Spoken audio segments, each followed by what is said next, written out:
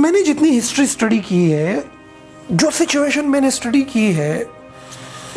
مجھے اندازہ ہے کہ پاکستان جن نظریات پہ بنا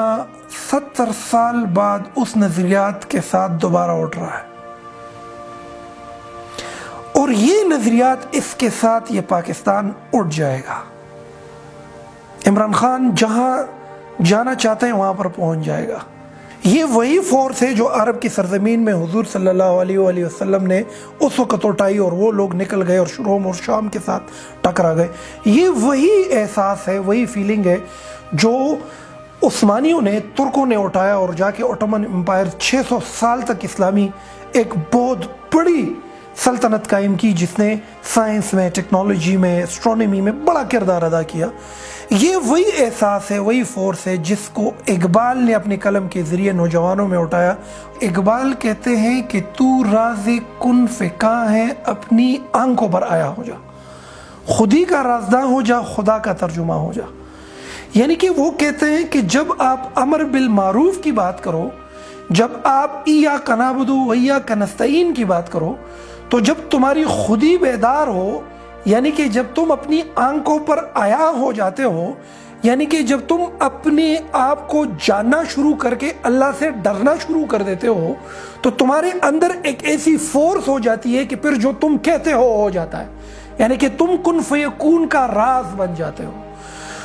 مجھے یقین ہے کہ عمران خان آنے والے وقتوں میں اس اسپریچول طاقت کو اٹھا لے گا اور اس پوری قوم کو اس منزل تک پہنچا دے گا، اور یہ وہ فورس ہوگی کہ جس میں آپ جب کرپشن کریں گے تو آپ کرپشن نہیں کریں گے۔ اس میں جب آپ کسی کے سامنے ہاتھ پھیلائیں گے کہ باہر سے کوئی آ کر تمہیں فنڈ دے یا تمہیں کوئی لون دے یا تمہیں کوئی خیرات دے، تو پھر آپ اللہ پر یقین رکھتے ہیں اور تمہارے اندر خودداری آنا شروع ہو جاتی ہے۔ پھر جب کوئی تمہاری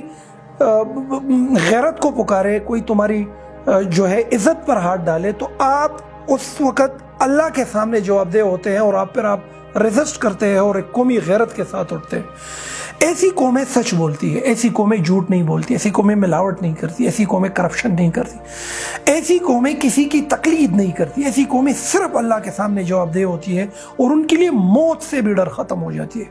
یعنی کہ پوری دنیا میں اس وقت ایک چیز ایسی ہے کہ جس سے ہر انسان ڈرتا ہے، ہر فرد ڈرتا ہے، اور وہ ہے موت۔ یعنی کہ یہ وہ ایسی فورس ہے کہ موت سے آپ کا ڈر ختم ہو جاتا ہے، تم ایسے آزاد ہو جاتے ہو، ایسے شجاعت والے ہو جاتے ہو، ایسے پاک ہو جاتے ہو کہ جس پر اقبال نے کہا تھا کہ خدا بندے سے خود پوچھے بتا تیری رضا کیا ہے، یعنی کہ اللہ تم سے خود آ کر پوچھے کہ بتاؤ تم کیا چاہتے ہو۔ تو میں یہ سمجھتا ہوں کہ اگر ہم نے اس پاکستان کی حفاظت کرنی ہے، میں یہ آج کے میرے سیشن میں خاص طور پر میں جو عمران خان کے فالورز ہیں، جتنا یوتھ ہے اس وقت جو عمران خان کو فالو کرتے ہیں، اس کے نظریے کو فالو کرتے ہیں، اس کو میں سجیسٹ کروں گا کہ آپ لوگ اگر چاہتے ہو کہ عمران خان کامیاب ہو، آپ اگر چاہتے ہو کہ عمران خان اپنی منزل تک پہنچے، آپ اگر اس کو اپنا لیڈر مانتے ہو، تو کوشش کرو کہ وہ لیڈر تمہیں جس نظریے کی طرف کھینچ رہا ہے، اس نظریے کا اظہار اپنے وجود سے کرو۔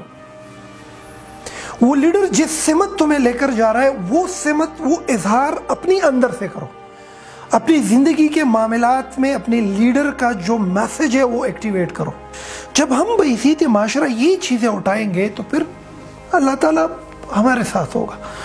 پھر بے شک پٹے پرانے کپڑے ہوں گے لیکن ہم بادشاہ ہوں گے، پھر ہم غازی ہوں گے، پھر ہم درویش ہوں گے۔ سب سے بڑی بات کہ پھر ہمیں ہتھیاروں کی ضرورت نہیں ہوگی، قوم کو شمشیر کی حاجت نہیں رہتی ہو۔ جس قوم کی خودی صورت فولاد، جس قوم کی نوجوانوں کی خودی صورت فولاد بنتی ہے، جس قوم کے نوجوانوں میں یہ احساس جاگ جاتا ہے کہ اس نے صرف اللہ کو جواب دینا ہے، اور اس کے ڈر سے وہ اپنی اندر اپنی کردار کی اصلاح کر دیتا ہے، وہ قوم اٹھ جاتی ہے وسائل کے بغیر، اور ان کو پھر شمشیر کی حاجت نہیں رہتی۔ وہ قوم آزاد ہو جاتی ہے، وہ قوم غازی ہو جاتی ہے، پرسرار ہو جاتی ہے، درویش بن جاتی ہے، وہ قوم اوروں کے لیے ہیلپنگ ہینڈ بن جاتی ہے، وہ قوم لوگوں کے لیے مثال بن جاتی ہے۔ اور ہمارے پاس ایک بہت بڑی اپرچونٹی اس وقت انتظار کر رہی ہے۔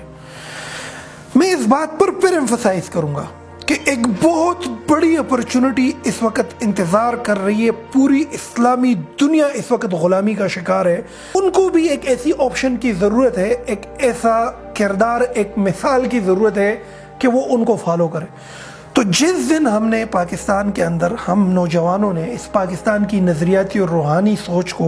اپنے اندر سے ایکٹیویٹ کر کے اپنی روزمرہ کے معاملات کو، اپنے رویوں میں، اپنے ایٹیچیوڈ اور گریٹیچیوڈ میں، اور اپنے